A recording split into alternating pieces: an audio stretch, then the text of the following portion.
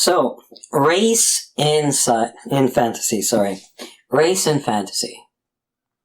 Like, what can you, like, say about race in fantasy without a million little psychos showing up in your comment section? If you have any people watching this video, like, some of those people are gonna be psychos who are obsessed with race and obsessed with calling everybody who has the slightest affect of a non-left-wing person, like, they're just gonna call you racist, you know? Like, it's exactly what I expect to happen. Even if I've, like, pointed it out, like, I expect people to just call me racist randomly. Okay.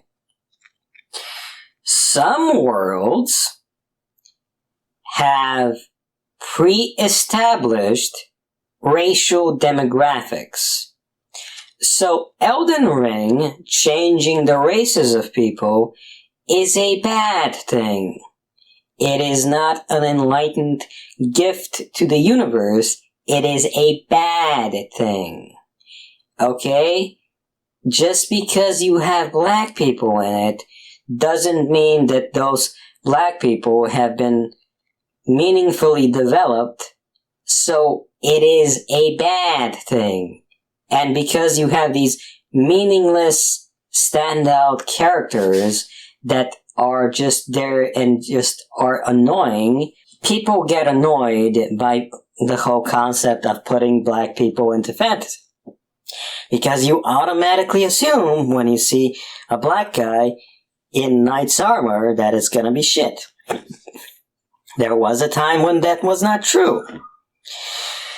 Back in the early teens, Merlin, Black Guinevere, no problem. She is, like, competently introduced. Her dad was a smith. Smiths, like, theoretical, post-Roman Empire, fantasy world, whatever, it's fine. I'm fine with it, okay? And of course with D&D, because the whole concept of the world is that you have, like, the whole culture of D&D is random group of character LARP into this fantasy world, and even internally in D&D, because of all the ability to traverse vast areas and all these portals and things, it's fine. It makes sense. In Stargate, it absolutely makes sense because the oceanic currents are different on alien planets. Okay, so in our world, black people were geographically limited in the amount of distance they could travel into white people territory, right? The triangular trade came about as a result of first Portugal figuring out a way to circumnavigate Africa to connect to the monsoon marketplace. Then Britain and the Dutch stole that information, or got that information from someone who stole it for them, and figured out the trade routes themselves. Then the slave trade happened, right? Because the water was moving south, the currents were moving south near the shores of Africa, and you had to know how to go south, then west, then north, then do like a weird infinity move around this one island to figure out how to possibly get to Europe, right? Because of all the complications of navigating that water, you had a natural barrier in here with all this desert territory between, you know, Africa and Europe, right? And in Egypt, up the Nile versus down the Nile, the territory that was primarily dominated by black people was a part of the Nile where you couldn't park any boats because the river currents were tough up there. The lower Nile, the part that Egypt settled, the currents were easily navigated, right? Plus also, you have this whole situation where, historically speaking, the most stable empires are empires that are primarily a similar biome, right? People are very, very, very similar in terms of their environment, right? When you have a homogeneous type of agriculture, it's a lot easier to stay in power for longer. You know what you're doing. Whereas if you have a territory that has both mountains and grassland and something else, you have to be an expert in all three things, right? So, naturally speaking, cultures that have developed in a pre-industrial society tend to be of the same environment, of the same farmer class or whatever. So you tend to have very monoracial societies. Right. So if you don't do the work in a medium that is notorious for having people obsessed with world building and obsessed with flavor text and obsessed with making Wikipedias, literal Wikipedias of things that happen with your fantasy world, right? It's not racist. Literally, if I want to figure out finer details about a video about why a black elf doesn't make sense, I turn on a channel of a bisexual black guy, shout out Just Some Guy on YouTube. Literally, that's his channel name. Just Some Guy, left-wing bisexual dude. Literally got called a neo-Nazi 7 or 8 years ago because he did a poor review of Iceman, like Gay Iceman. Because Gay Iceman didn't make sense, because they got some random Access Media guy to write him, and he had never written a comic, and it was like the mainline comic, and he ended up making what's essentially a stalker out of Iceman, and like the character was completely erased and replaced with some idiot who doesn't even know what decade he is in, because it's the guy writing his experience of being gay in the 90s. And his experience of being gay in the 90s is upper-class, left-wing, idiot douchebag who doesn't communicate with his parents. And you can't just put that into the 20-teens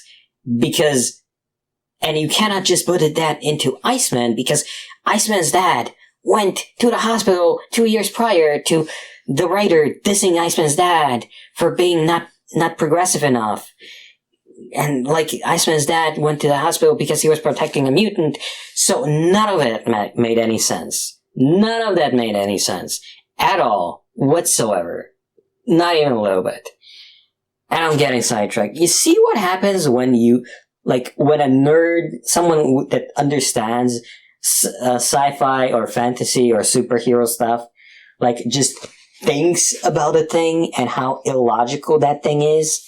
Like, it's annoying. You cannot unsee how illogical the world is once you see something really, really, really, really stupid and illogical. If you have an explanation for the thing, like in Robin Hood from the 90s, where here's a black Muslim, he's a badass. Like, you accept the character, he's a badass, everybody knows the character is there, and he's out of place, so they ask him blah blah blah stuff about your culture, and he's like explains his culture, and they're all friends, but and they're not just magically racist against the black dude because it's useful to be racist against the black dude for no conceivable reason. Like, because someone has to shove in modern gender politics or whatever. Like, if you have a feudal society but everybody's a capitalist, that's incongruent. That doesn't make any sense. Like, if you watch, like, of all things, recently I watched some video on True Blood, and it turns out I literally missed it the first time I watched it. Like, yeah, True Blood is kind of an analogy of disaster capitalism, because you have all these vampires that are used to feudal society rules in this modern world, and they're not responding quickly enough to a capitalist system. So you have all these ways that capitalist people do things, like that just break the logic of the world of the vampires. And who wins? Eric Northman wins. His group that just adapted to the whole idea of capitalism, right? And personally, I don't think either disaster capitalism or Reaganism or free trade are technically actual capitalism, but that's the term that's being used because personally I think capitalism should be judged on two criteria. Is there an invisible hand, and is it for a free market society? And in reality, modern things that are being called capitalist are actually corporatist, right?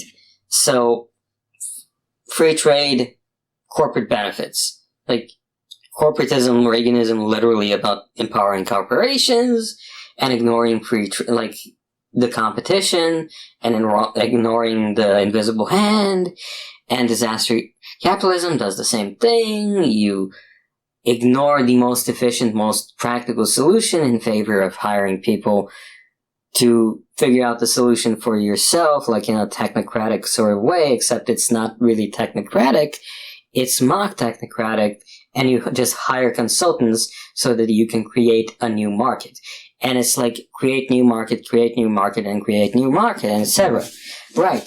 So, these are the types of things that we think about when we think about a fantasy world. If you want a specifically silly fantasy world, make a specifically silly fantasy world that is not, doesn't have a pre-existing origin. Good luck. Everybody's tired of seeing 30 different redheads getting race swapped and the Woman King. All these weird things happening in movies and TV shows, and all these people who are obsessed with making all masculinity toxic by definition, not even understanding what they're talking about, and calling everybody who has a problem with X, Y, and Z changes racist, sexist, and misogynist. All that stuff has left a very, very, very, very, very, very, very, very bad taste in our brains. Okay, so no. Race in fantasy is a difficult thing, not because racism, but because we are all very fucking tired of really, really, really stupid people fucking around with fantasy and other things.